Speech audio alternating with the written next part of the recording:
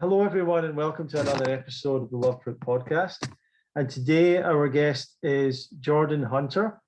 Jordan is an internationally recognized holistic healer, personal empowerment coach from Jackson, Mississippi. He specializes in practices ranging from Thai massage, instrumental and vocal music, movement therapy, gourmet raw food scientist, indigenous plant medicine, facilitator, yoga, and breathwork. He's offered lectures and demonstrations for festivals and retreats throughout North and South America, the Caribbean, and Southeast Asia.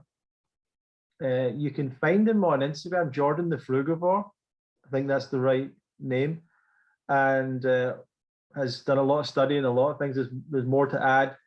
You can check out a bit more, but we'll be talking about all the stuff that you've done as well throughout this interview. So Jordan, is there anything else specifically you want to add on in your introduction? Nah, it's pretty good intro. It pretty much touches on a little bit of all of the gifts and passions that I've gotten into the past few years. Awesome. Well, thank you very much for joining me and for having the time. So the first thing that I'd be interested to know, Jordan, is did you grow up in any kind of alternative lifestyle, alternative diet at all? Alternative? No, not by the least. I was, like I said, I'm from Jackson, Mississippi. So down there in the South and down in Mississippi, I mean, in the States, we're known as having some of the worst levels of food security in the nation, and also some of the worst quality of food in terms of a lot of it being like processed. And, there's the whole factory farming thing. And the city that where I'm from is like predominantly African-American community. So I grew up around like 99% people look just like me, more or less. And so much so that if you, Ronnie, if you attended my elementary or my middle school, your nickname would probably be White Boy.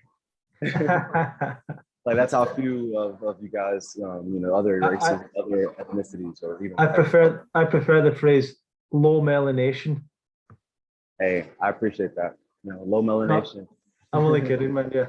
No, it's cool. I mean, it's true that we're not colors. We're people. We're beings. So that's a really good point. So that's interesting. You actually came from a part of America that was like almost 100% Black people. Exactly. So much so that it wasn't until I started traveling the world that I realized like where I'm from is essentially like a microcosm of Africa, or a small like underdeveloped nation within the U.S. Do you think, I've always wondered, like maybe this is a bit too quick to ask this question, but it's something I've always go there. Do you think that there is like a different, like in terms of raw foods, natural living, that like all that stuff, is there a totally different side of it in the Black community with like, a different interpretation, different feeling towards it?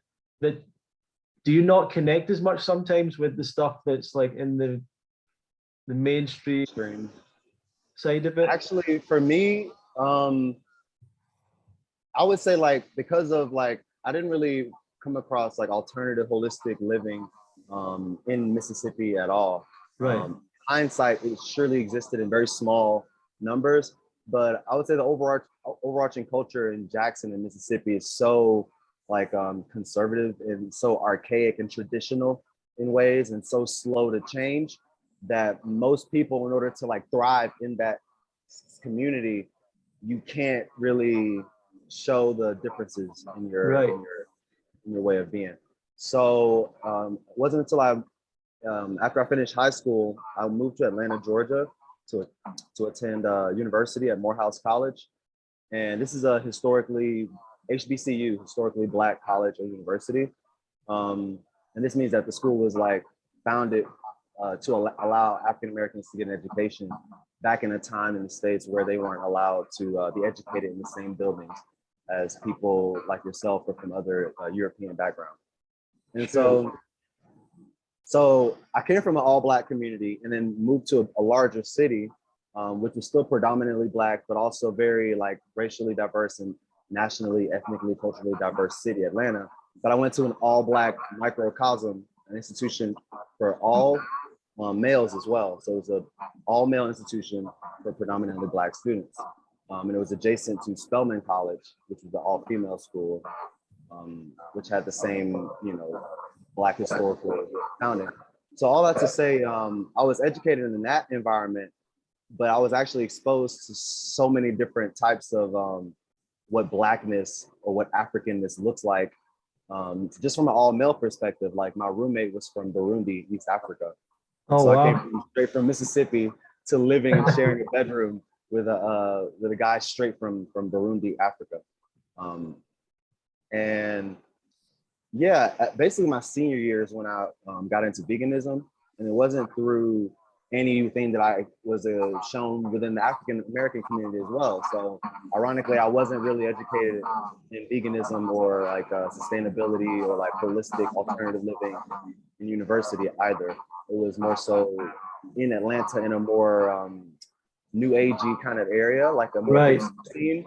Right. And I came across this like book in like a small library, a little free library where you can just take a book, and it had to do with veganism. So someone in that area, in that community, donated a vegan book to this library, and I came across it, and it had notes in it. It had highlighted all the important parts, and someone in the book wrote vegetarian 1999, vegan 2000, and it was like the year that they had gone vegan. Yeah. Obviously using this book. So, but this book was providing so much information about the health implications of eating animals, the environmental implications, as well as the ethical implications of like animal agriculture and animal consumption, and ideas that I had never come across, like ever been presented, Right. with like a health correlation between, eating flesh and the diseases that we were dying of, especially predominantly in the Black community.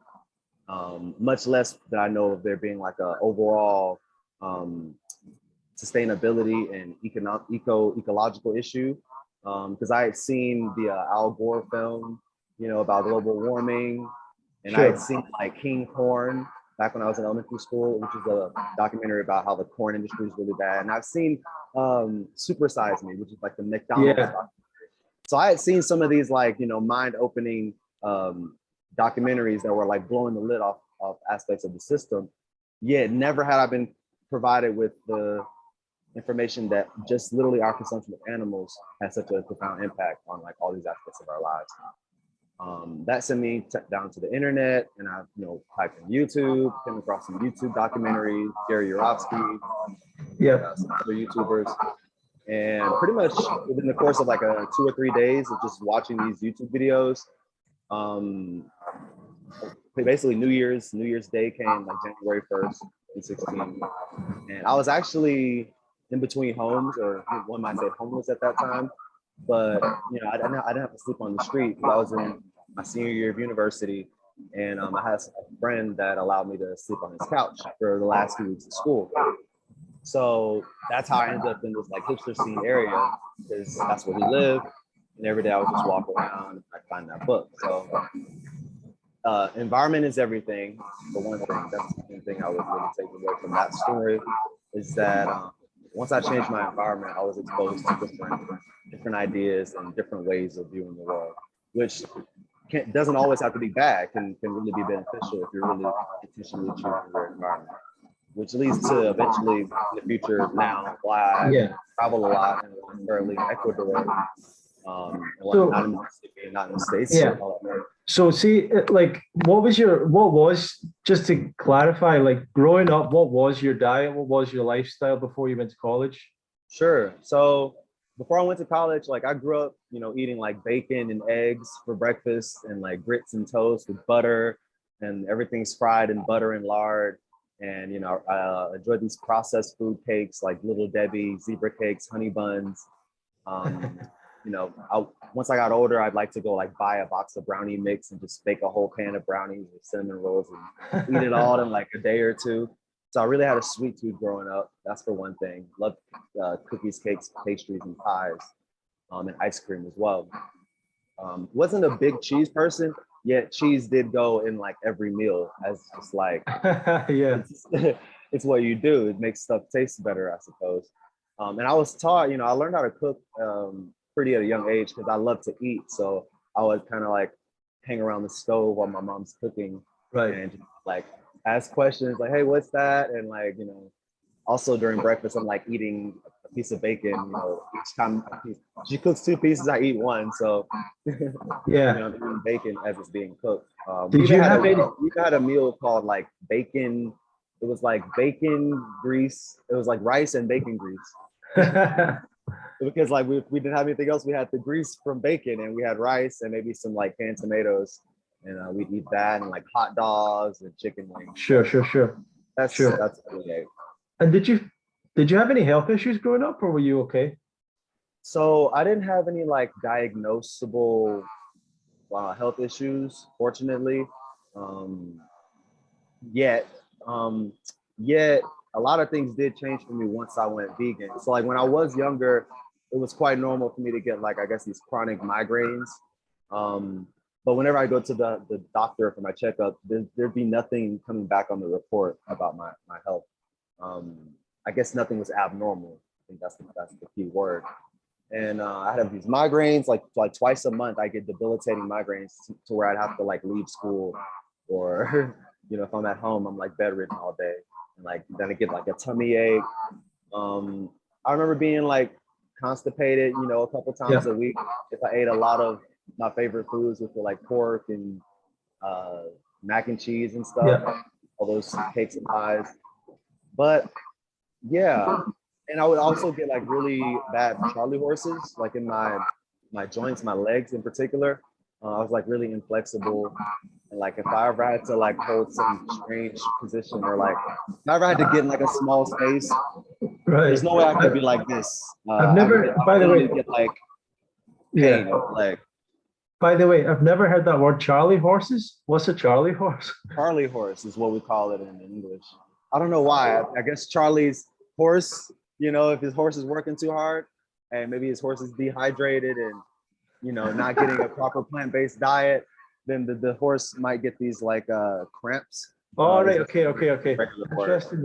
Right. Okay. Yeah, but I suppose it's so common in legs that they call it a Charlie horse. Right. But so your change to veganism wasn't really that health related. It was more just like a consciousness thing. Like you were.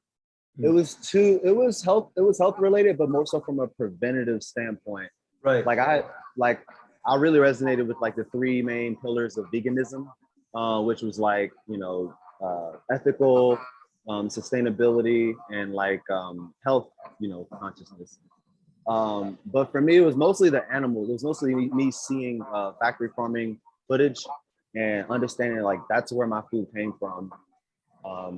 And it just, and then, so there was the unnecessary, the innecessity of like killing the animals, combined with like the health detriment of actually consuming them. And as African American, I'm like hammered in the face with all of this like information about how we're more prone for heart disease, we're more prone for cancer and diabetes, and like I've got like family members who have passed away of like heart disease and cancer and diabetes. Right. So it's like really hitting home on the health tip, not from a personal standpoint where I feel like I'm at risk for those diseases already because I was like 21 years old.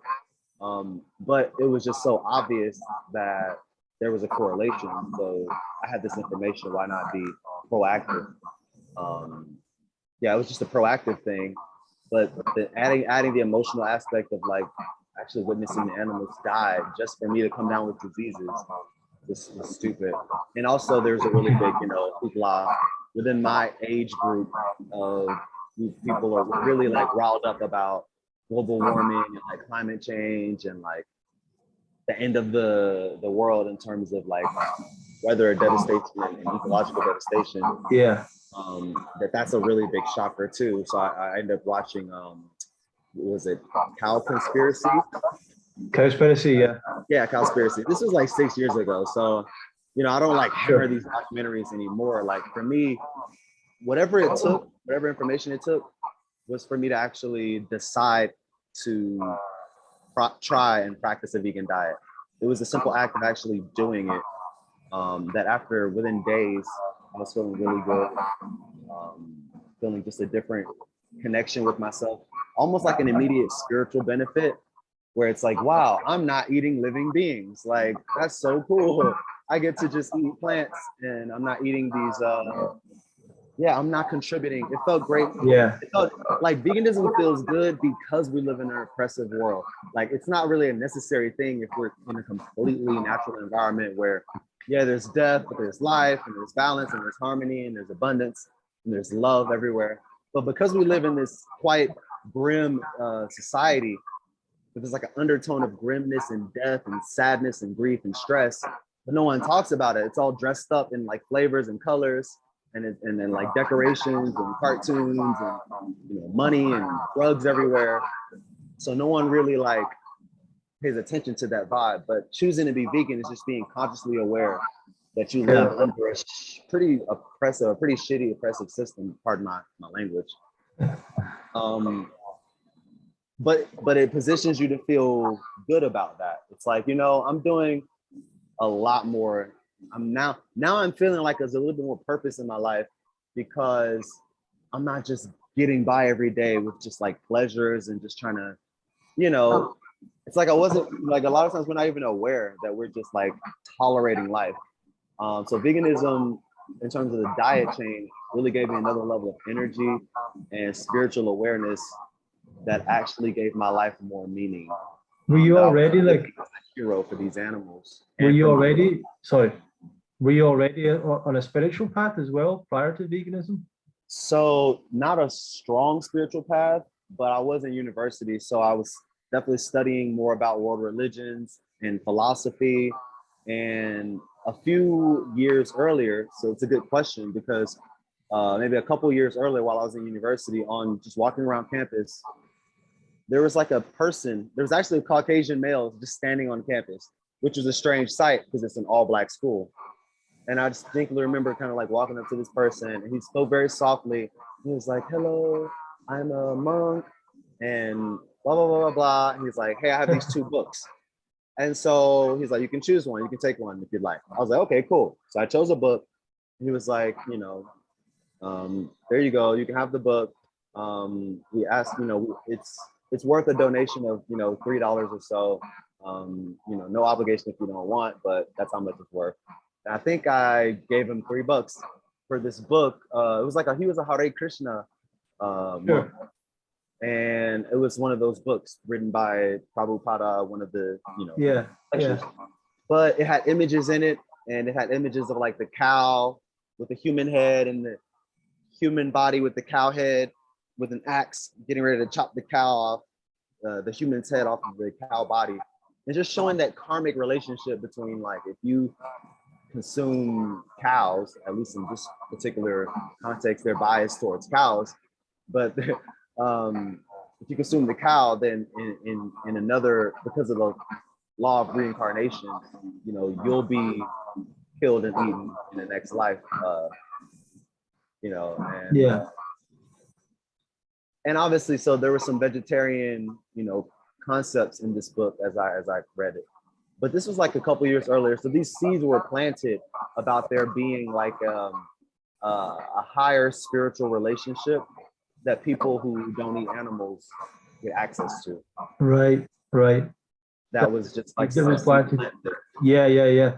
So you said you noticed some benefits going vegan, more energy, I think you said. Anything more specific or anything more? Yeah, absolutely. So the benefits were more so things that I used to experience that I stopped experiencing. And especially primarily, it was like I just stopped getting those migraines. And I stopped getting like those cramps in my legs. And I did lose a little bit of like weight or like inflammation, just a little bit, to where I looked smaller, but I continued to work out. So I got like really great muscle definition and I had a lot of energy. So I actually had so much energy that I remember actually looking for more activities to do. And so that's actually how I ended up finding yoga classes. Someone invited me to like yoga and acro yoga. And so it was the acro yoga workshop that I got to really like test my body's capabilities out. And I used to cycle a lot too. So I was already physically active most of my life. So I did just notice like an ability to just go, just to do more and have a lot more mental clarity. But in hindsight, I didn't really spend that much time eating like a really processed, unhealthy vegan diet, almost a year.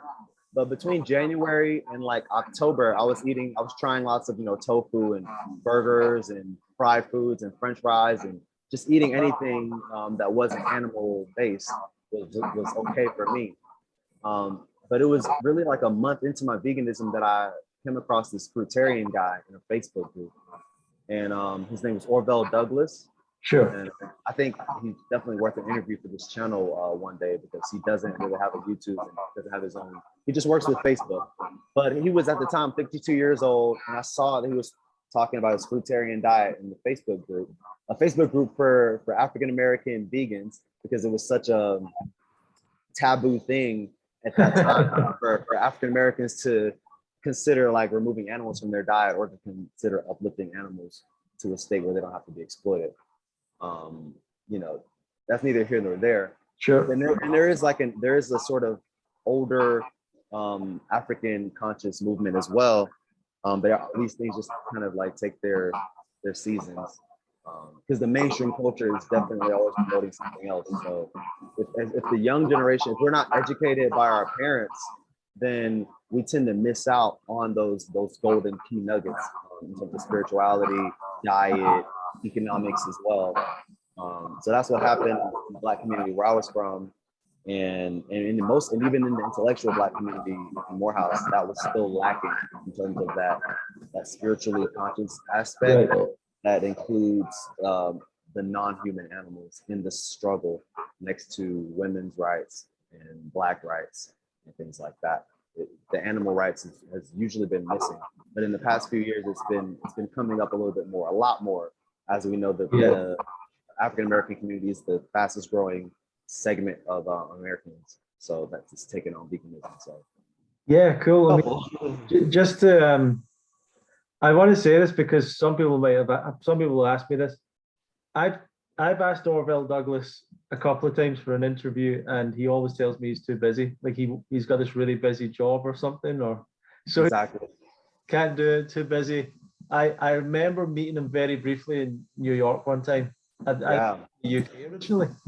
But yeah, I'll keep on asking him, but we'll see if he ever gets time to do it. Yeah. I definitely met him a couple of times. So I got to meet him in Atlanta. He happened to be in Atlanta when I found him on Facebook. So that's another thing. As soon as I went vegan, there was so much more synchronicities in my life in terms of like things just happening at the right time. And so even though he lived in New York, he was visiting Atlanta when I messaged him, and I invited him out for a lunch meeting because I wanted to. I had just learned that we could be healthy without eating animals. And here it is, maybe 2-3 weeks later, a month later, and I'm meeting a person who doesn't even eat all the plants. He just eats fruits. So this was like totally mind blowing for me. I was like, I got to meet this person. I got to ask him more questions. And so he told me to meet up at a place in Atlanta called Cecili's Raw Reality. And I was going to school at Morehouse. When I Googled Cecili's, it was literally like a 10-minute walk from my campus. And I was a senior. So I'm like, wow, I've been in school here this whole time. And there's like raw, not only vegan, but there's a raw vegan restaurant within walking distance from my campus. Wow. So that goes to show you a lot of times, the answers are always close and they're always right there in front of you. But if you're not looking for them and if you're not open to them, then you'll always miss it. So I began to find all of this vegan, all this Black vegan consciousness because I was a vegan. I began to look for it, and it was right there, right in my doorstep. Amazing. So we met at Cecili's, and it was basically me experiencing walking down the street with this like over 50-something-year-old African-American guy who tells me, he doesn't take any medications, hasn't been to the hospital in 20 years. And he's just got so much energy and just lightness in his energy and his, and even in his demeanor, there's just not a lot of weight to it. Yeah. Not a lot of density and heaviness to it. So it's just like, wow, whatever he's doing, like I want to be doing that by the time I'm his age, because it's such a rare state to be in. Sure. That I've just observed. So that inspired me that one day I was going to be a fruitarian, but I wasn't in any hurry to get there because I was younger and I was just still enjoying all these vegan foods that I was just becoming aware of. But months go by and I noticed that he's hosting this fruit challenge on Facebook. So he has a fruit feast challenge that he hosts like, you know, every other month or so. And this one time I decided to join in, and I just cold turkey went from like cooked vegan, you know, like bread and rice and pasta, mostly starchitarian, honestly, like Sure. sustainable beginner vegan diet, the starchitarian, you know, eating lots of carbohydrates and complex carbs. Sure. That's where I went straight from, and then overnight just jumped on fruits and just bought a bunch of fruits. Didn't have much knowledge of food combining, anything. I was buying like processed coconut water, but I was doing it and it was enjoyable. It was really awesome. I did it for 21 days or so, and then I just like missed food. So I just went back to eating vegan food again.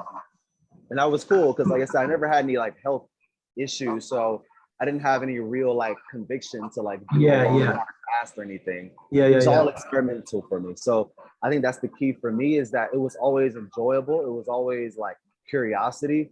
I never had this like obligation, and then there was never any vegans in my face telling me, you know, making me feel guilty about my diet. It was all self-led, self-inquisitive, and I think that's an important part for the vegan activists to realize as well, is that a lot of times, you know, we were just open to the information when we came across it in a very gentle way. And for me, the journey was always enjoyable. So I always found excitement in trying new recipes, trying new foods. And I had access to that as well, which I realized a lot of people in small towns don't have that access, or they might. I was in university, I was in college, and I was living, you know, on my own. So a lot of people live with their parents and they live in a small town. They can't control their meals. They can't go out and have like Thai food, Indian food, Ethiopian food, Jamaican food all in the same day and have vegetarian plant options that are tasty at all these places living in a big city. Sure. But back to the fruitarian thing, because this is where I really started to notice crazy benefits. But the first time I did the fruit cleanse, I went right back to just regular vegan diet. Almost like sad vegan, basically. This is like the sad version of the vegan diet, a standard American vegan diet. Cooked vegan. And especially it was around Thanksgiving and Christmas. So I began to have lots of holiday foods and just wintertime. My first vegan winter was overeating. So then I noticed in January, he was doing the fruit challenge again. And I was kind of like missing that feeling and missing those fruits and just missing how great and how light and how clear I felt back when I'd done the cleanse a few months ago. So I decided to jump in again in the March cleanse. And this time I had a lot more information about how to like appropriately eat fruits and how to enjoy it more, as well as I had a lot more experience and wisdom to kind of ease into the fruit cleanse. So I did, I remember in January, I did more like a raw till 4 diet. I remember coming across like freely, and I remember that just kind of making sense and like enjoying eating like mostly smoothies and fruits and stuff all day. And then towards evening, having like a cooked vegan diet. But then after a couple months of that, I was noticing, and this is like my first year and a half of veganism, I was noticing that the cooked meals were really making me a lot more heavier in the evening time, and were just kind of really like not sitting well with me. So I began to really up the rawness of my cooked meals and have more like salads and wraps that are mostly raw with like tidbits of cooked foods in there. And so that was like my transition diet into like the fruit cleanse, with like raw till 4 and like raw till dinner. And then I went straight into the fruit cleanse, and I knew more about mono eating, which really changed the game in terms of like eating one type of food at a time. And as well as I began to work out every single day during this cleanse, I guess because I had the energy, because I transitioned well. And I was working at this point, I finished university, I was working in a corporate job. So the company that I was working for had like free yoga classes twice a week. As well as the office had like a gym, which was cool. So I could kind of continue that accessibility that I had from university to having a gym without paying extra. It was part of my employment benefits. Nice. and my apartment complex had a gym. So I was able to work out every day, lifting weights at the time, eating fruits. And I really noticed like huge benefits. Like that's when things really changed for me. And I lost so much like inflammation, like my physical appearance changed to where a lot of people who knew me personally were even worried at times. They were like, you're losing a lot of weight. But it wasn't, it was only the people who knew me previously that actually had a problem with my weight. In hindsight, anyone who just kind of met me along the path thought that I looked great. I mean, I remember on the fruit cleanse, like literally from day one, people started to like compliment my skin or, Nice. oh, you're glowing and things like that. And mind you, I had gotten compliments on my skin most of my life because I got pretty good genetics. But I remember I used to break out a lot when I would overeat the sweets when I was a kid.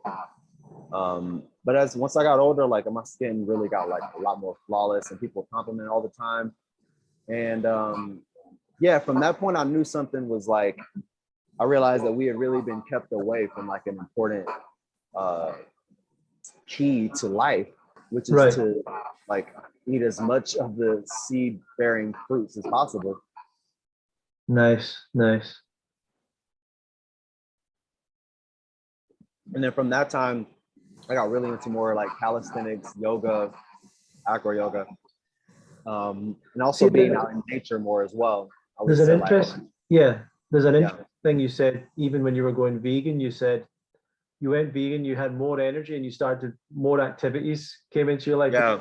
I think it's an interesting point to make is that a lot of people feel like when they change their diet, they're going to lose out on all this. They're going to miss all this food. Like there's this missing thing in their life that they've given up. And I was thinking about this recently, but what happens is, yeah, you do give that up, but that leaves this space and this energy that you're talking about. And then that leads to other activities. Like you got into yoga, you got into acro, you were cycling. Leads to more life. Right. There's literally just the life gets fuller. And so a lot of people are always like, oh, vegans don't live longer than regular people. And honestly, it's not really about living the longest possible life. Most people, we're living longer than most humans have ever lived on Earth, but most people are like suffering for the longest portion of their life than ever before, I would imagine. And so I think it's more about like the quality of your days and your years. And I would say because of like eating a plant-based and a predominantly food-based diet, that just the sheer quality of my experiences, of my day-to-day life, just the quality of my breath and my movements. I just came off of a 7-day juice cleanse. Just wanted to do that around the equinox, and having a good maybe like 4 liters or so of juices per day, or maybe give or take a coconut or two. Sure. And it's amazing how even though I didn't do too much physical activity, like my body is in such a much more easeful state, and I'm just much more comfortable in my body in terms of sleeping and walking and sitting on the floor, which is what I predominantly try to prioritize. Sure. Yeah, and just the mental clarity. It's very similar to eating all fruits. It seems, I mean, you've got so many qualifications, like in massage and so on. Like you've got this whole holistic healing and everything. So did that all come together at the same time as you started on the fruitarian path? Yeah, dude. Like I mentioned all the synchronicities. So because I was into a more alternative way of eating, and I started to have these other friends online as well as in Atlanta that are into veganism as well. Well, these people also tended to have these other cool interests as well. So I began to meet yogis and acro yogis and massage therapists and healers. And so a friend of mine basically came from Thailand. He's American, but he went to Thailand to study Thai massage. And he came back to the States, and I guess he just knew that I'd be interested in this practice. So he gifted me a Thai massage session. And after receiving this like really amazing therapeutic stretching session, which has origins in Thailand and Ayurveda, I was just so revitalized. It was almost like it's like doing a fast or doing a juice cleanse like in an hour, you know, just having your energy totally refreshed and having all that stagnation move. You know, it's just another aspect of like the holistic lifestyle way of living. Like it shouldn't really be a thing, but we should get body work from loved ones, you know, on a regular basis where we share healing touch and where we able to, you know, have knowledge of where we can press on our bodies and where we can stretch different things to remove waste and release energy and tension and trauma. Amazing. So, you know, had an amazing, like, essentially, you know, almost a nice trauma release session. And I was like, well, I gotta learn this. So this person told me where they could, where to go in Thailand and how to study Thai massage. And that was just another, at the same time, I was following YouTubers like Ted Carr, who was going to Thailand doing his like fruitarian backpacker journey. People like Toomey Johnson, the poem dances. I think she has an interview as well. And, you know, these people were also sharing their sort of nomadic, fruit-based, raw vegan lifestyle. And they went to where the fruit was growing. We went to where high quality fruit was growing. And yeah, so Thailand just came up and I was like, wow, this is it. So I actually, because of the whole minimalism thing and everything just started to come all at one time, you know, minimalism from eating a simplistic fruitarian diet, while also learning and watching and being inspired by YouTubers who are also minimalist and fruit-based and also nomads, which I had not started traveling yet, but I knew, man, I gotta go get this fruit. So I booked, sold most of my possessions and kind of just moved into a tent and stayed in a tent in my friend's backyard for a couple months while I was teaching yoga full time. You know, because I did study yoga training. Like I did so much with all this vegan fruitarian energy while I was still in school and still in the corporate lifestyle. I was really using my corporate dollars and that money, that income, to fund like holistic educational stuff. So, you know, I got my yoga certification. I was able to go on a couple of nature retreats to Puerto Rico and Costa Rica. So I got to like taste the tropics and like see how fruit is different outside of the States and probably outside of Northern Europe as well. And how the quality of sun and air and just that connection to what just feels like the most high and just like the divine energy of the source seems to be more abundant in the tropics. And so I got to taste that. And yeah, eventually, you know, I sold most of my possessions because I did enough research, you know, to feel comfortable not having a bunch of extra things. And, you know, got rid of my job and I just took a trip to Thailand and I just kind of like started to flow with just kind of follow the fruit, really. I was just following the fruit for a few years, honestly. Awesome, man. Awesome. Yeah, I mean, so how long did it take, like your transition to, some people struggle with going raw, going fruitarian.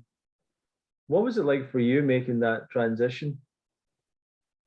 So honestly, right now, I'm about 6.5 years in, and I'm a lot less rigid or strict with how I eat in terms of intentionality. I guess because at this point it's a habit for me to just have fruits and juices all day and just always eat vegan and to always mostly be eating raw. But when I first got into it, it was also quite easy for me to go vegan because for me, like I said, I guess I'm a really empathic person. So they're just sheer connection with visually seeing the animals suffer just to be food. Sure. And intellectually just knowing that like the animal products don't really taste good without the seasonings anyways. And I had all these great eating opportunities living in a city like Atlanta. So I would say for anyone who's like struggling to maybe make it stick, you know, two things: make an emotional connection with the animals, and also expose yourself to really, really tasty plant-based food. And that's really easy if you go to like international cuisine restaurants. I Yeah. would say you don't have to deal with too many like fake ingredients, and you know, you don't have to worry Sure. about someone's random recipe. It's like Indian food is tasty and can be vegetarian. Thai food, you know, Caribbean food. A lot of the side dishes and a lot of the side vegetable items are pretty plant-based, you know, give or take butter, which you can ask, you know, and milk and stuff. But for me, it was overnight that I went vegan, and similar with the fruitarian journey, um, because I never had any like illnesses to heal. I never had this like pressure to like get it done and get it right. Yeah. It's just allowing it to be a natural transition, allowing your taste buds to change as you increase the amount of Sure. fresh foods that you're eating, and just sourcing high quality. Like the higher the quality of the fresh food, the fruits and stuff that you get, the more it makes sense. Otherwise, like cooked carbs tend to taste better because we'll be able to add salt and oil and stuff to it to just kind of like get it down and stop being Sure. Yeah. So you transitioned from the corporate life to traveling the world basically, and you were learning all this holistic stuff, like, and you're still on that path. Is that still what you're sort of doing? Yeah, for sure. Like I've actually said goodbye to the US indefinitely now, especially mostly thanks to COVID. I won't even consider going back to visit, just because, you know, the global political climate of things it's quite tyrannical and oppressive on a major level. It's like another civil rights movement, honestly. You know, in terms of, in rather than skin color being the discriminating factor, it's like medical apartheid, basically. Yeah. Pharmaceutical apartheid. So I've been in Ecuador now for over a year and a half. And I've been able to experience a lot of these beautiful places like Indonesia during durian season, and Malaysia, and Thailand, and Costa Rica, and Panama. I got to study with Dr. Aris Latham. I believe you interviewed Dr. Aris as well, right? Yeah. Beautiful. Yeah. So it's just been a beautiful journey of like a lot of the people who you've interviewed who've really been on this path for over a decade, over 20, 30, 40 years. A lot of them have been my inspirations in terms of how to succeed at the diet. So I really appreciate, you know, your platform for really highlighting people who are thriving, or people who may, you know, have also gone other paths and stuff like that, and just getting a full perspective on everything. Because we all get to choose what path we're going to take. But I personally enjoy being able to thrive and getting to, you know, leave the animals off my plate. I just prefer to do that if I'm able to. And as well as with the living foods, I just feel like it's such a necessary, like we shouldn't need to cook our food. If you want food, just do it, like enjoy it. I'm at the point in my journey now where it's like, you don't have to do anything. Nobody has to do anything. Right. A lot of us are just here to share the opportunity to really experience another level of life and existence. And what are the tools? What are the key concepts?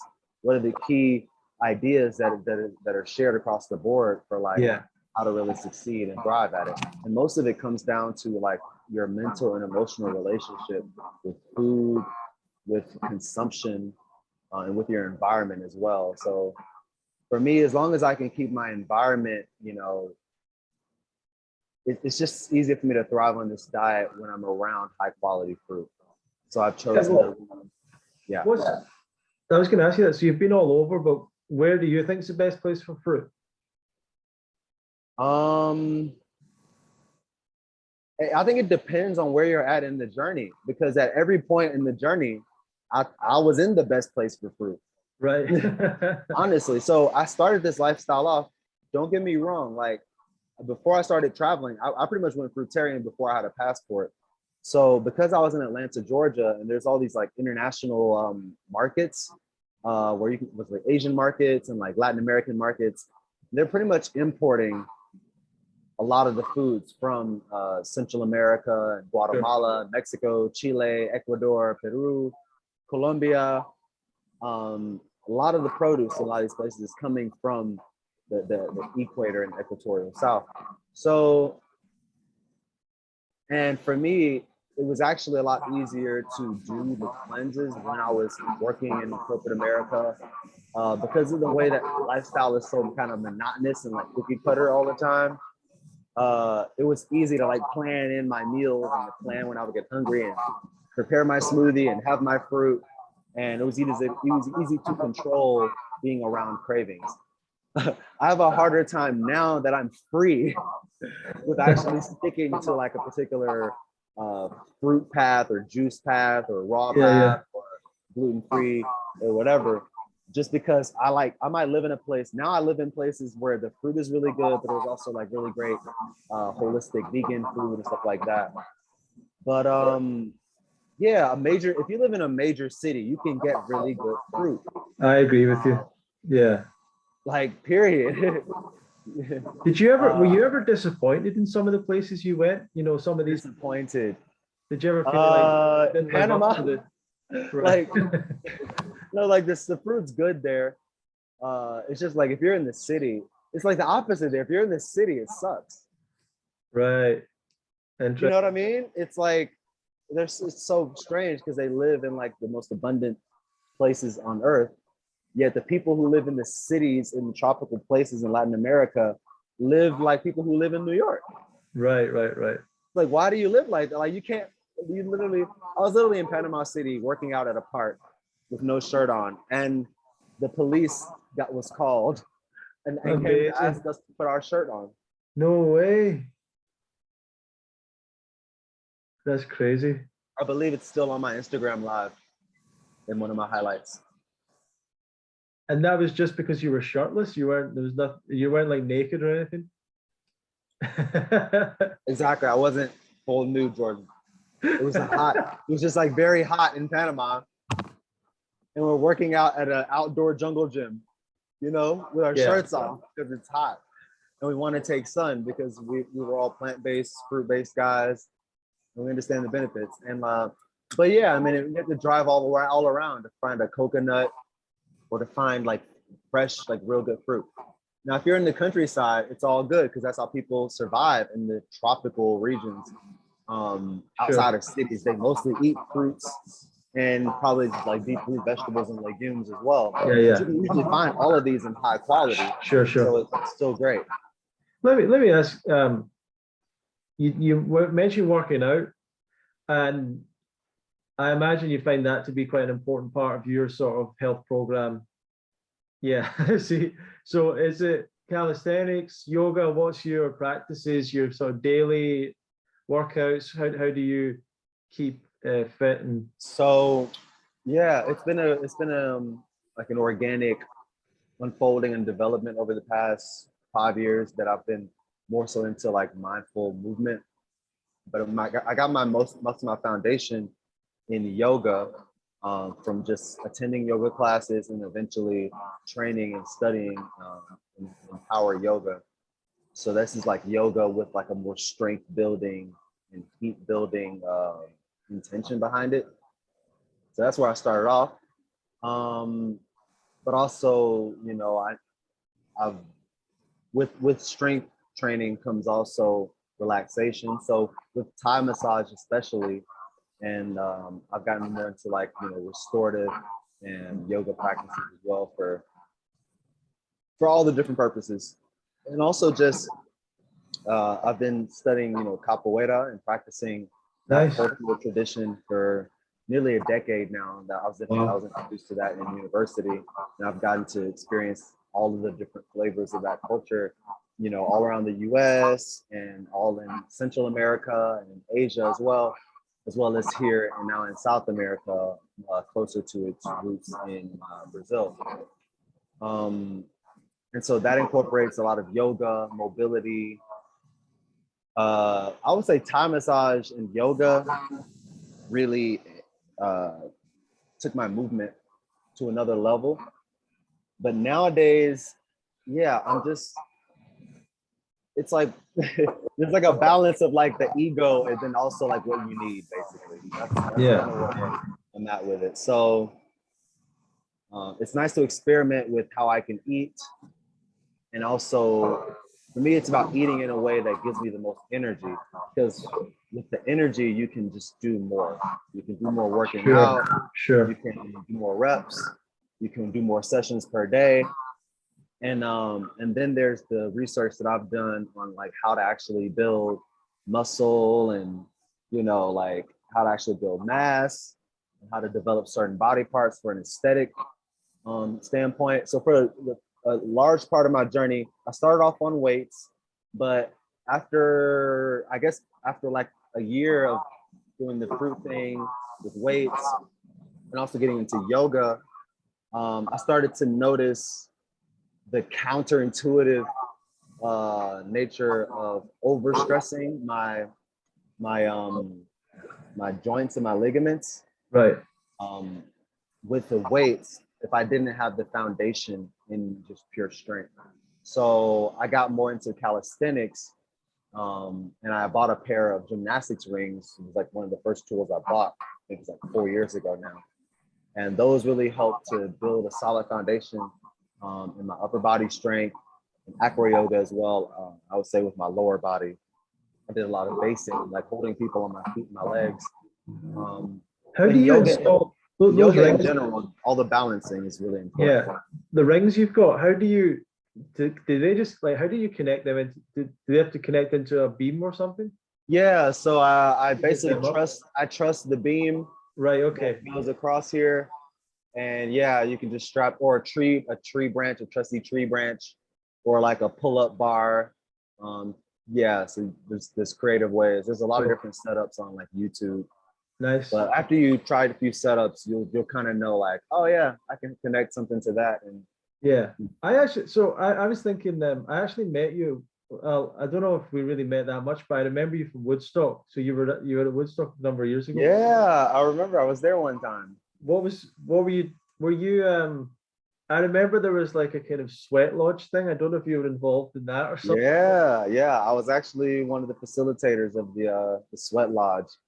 My friend and I, we constructed it. We found the trees, we built it, and then we made the fire. And we even somehow manifested an actual Indigenous American who was just passing by. And he, wait, stop. How did that happen? Because I was like, there's no way that guy just was happy to be, he must have been invited. Like, but no, he was just walking by. He just lived in the area. No way. There's seriously no way. We actually had like an indigenous shaman to facilitate the Temascal, but it's just totally unplanned. No way, that I can't believe. See, I was thinking like, oh, this is obviously something that song is like no, it was super aligned for that to happen. That's crazy, man. I just thought that she was that she had this plan all along for this guy to come, but she wasn't sure if he'd be invited in or whatever because he hadn't paid to be there or whatever. Nope, that was just spirit. Actually just walking by. That was spirit appreciating what we were doing. That's crazy. I've never seen a Native American around that place or Indigenous American.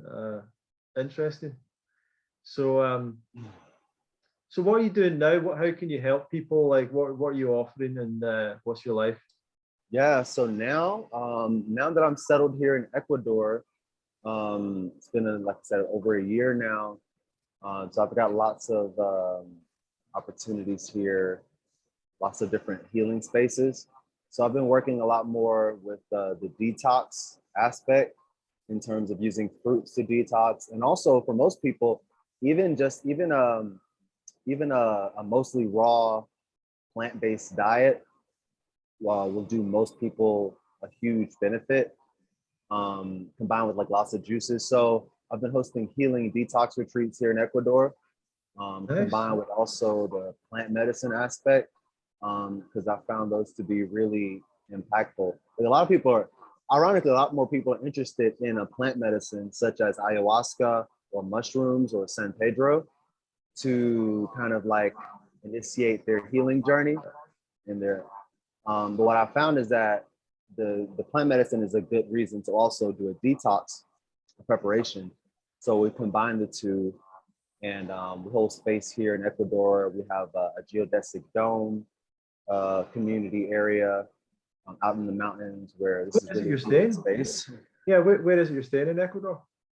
So I'm in the town called Vilcabamba. It's in the Valley of Longevity.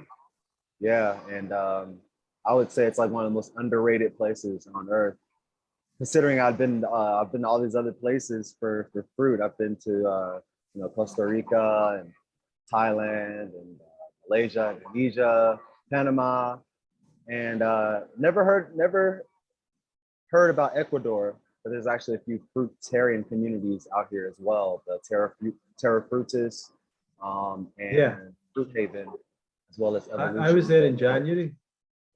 Awesome. So you were out here, yeah. Yeah, I was. I remember you giving me some suggestions for Cuenca. Yeah. So living in Ecuador is it's a great country to be a fruitarian. So to answer your question, the best place for fruit that I've actually been on a consistent basis, I would say, is Ecuador, because there's always something really, really tasty in season, like in every part of Ecuador, every time of year. Have you had some of the Amazon fruits like inacu, aguaje, things like that? I don't think I've had too many of those. No. Yeah. I probably have more jungle fruits when I was in Malaysia. Interesting. Here. But that's another reason why I love this country. Like, there's still so much I haven't tried yet. And yet I'm so satisfied here with like just the great oranges in my backyard. Like, Did you visit Borneo? Yeah, I was in Borneo. I was in Borneo with a guy named Austin Robles. Sure. Yeah. Did you ever interview him? Not yet. No. Yeah, he's been really inspirational as well, because he spent a good 3 years consistently, I believe, out in Southeast Asia. So he invited me out. We went durian hunting around Borneo and Sarawak, and that was awesome experience. I mean, Malaysia is still number one for me in terms of durian, and maybe Indonesia for number two. I've heard that. Yeah, I've heard a lot of people say Malaysia for durian. Yeah. I mean, like, even if you think you don't love durian, like even if you think you hate durian, actually, even in Indonesia, and I remember in Bali, Indonesia, I was there for a really awesome weekend where this guy Daniel, I got to meet what's his name? Damien, yeah. And also he's with Fabio now. Sure. Yeah, so I got to meet them in Bali, as well as like Fit Shorty Eats, and we were all at a Fruit Luck together. But I remember during this trip, we had a party, and me and my friends went around and got like 2 large sacks full of durian, and we like took them to this party, and we like made everyone try durian. Oh, we made everyone a durian believer, you know. So my point is, durian in Indonesia was good enough to make even some durian haters, we like change their mind and flip them over. Because there's so many different flavors of durian too. We had to you kind of have to diagnose what does someone need. Like we're gonna taste this one first. No, this was like a 7. You don't need a 7 because you already hate it. Oh, this one's a 10. And you want the more riper piece or the more alcoholic piece. Yeah. There's a science to eating. You're right about that. You need those higher levels to enjoy even the 7s. I understand what you're talking about. Once you get it, then you enjoy a wider spectrum of durians. Yeah, because there's a variety within it all. Like you can't just eat a 10. All 10 durians. If every durian is a 10, it's really not that fun. It's almost like the lottery. The lottery of it is the fun, like a fine wine, fine cheese tasting session, you know? Yeah. You need that average daily durian, and then the party durian, and then the then the private durian, the one you just don't even share, the one that's just at home. See, that's what they were saying at Terra Fruitus. They were talking about this fruit called Iniaku, and they don't even share it. Like when they find that, they don't even tell people where it is. It's like, Oh, that's why I haven't had it. yeah, I'll yeah. tell you, one of my favorites is the peanut butter fruit, though. Oh yeah, Oh, that's one of the best too. that's nice. There's a nice fruit here called boroho. Oh yeah, Yeah, they usually sell it. It's usually fermented and kind of like the smell reminds me of fermented noni. right. I don't know what there's some similar compound, but borojo is really nice fruit as well. There's so many fruits in Ecuador. That's one reason I love it. I think the Amazon just comes with so many diversity in plants. Sure. But also the Andes here. I've chosen to live in the Andes, and right, yeah. it's amazing being at high altitude. Kids. Hey, I'm on a call. Come back later. All right. yeah, we'll probably. So, Jordan, how would people get in touch with you, follow you, if you want to let everyone know what that's all For about? sure. So yeah, the best way to keep in touch. Well, you can follow me on Instagram. I'm mostly active on there, and it's Jordan the Frugivore. And yeah, if you want to, really get in touch with me, if you want to experience any of the healing practices that I've put to use, so we have healing detox retreats with using the fruit detox, as well as the Thai massage and some other therapies, nature healing as well. River bathing, all that good stuff. You can reach me on the Instagram as well as on Telegram. And yeah. Awesome. Yeah. So that's the best way to keep in touch. Fantastic. Well, thank you very much for your time today, Jordan. Any kind of final thoughts, anything you want to share before we finish? Yeah, man. At the end of the day, just enjoy the stage and the journey where you are. Really enjoy it and like hone it in, lock it in. And from that place, you can really entertain all sorts of possibilities. Just be present. Love it. Really enjoyed talking to you today, Jordan. Thank you very much. And for everyone that's listening and watching, please feel free to share this around. Like the channel, pass it on to others, give us a comment, feedback, whatever you want to do. I encourage you to go and follow Jordan the Frugivore on Instagram. Is that right, Jordan? Yep, Jordan the Frugivore. Go and check out Jordan the Frugivore on Instagram. And we'll see you in the next episode of the Love Fruit podcast. Thanks, Jordan. Ciao. Thanks, guys.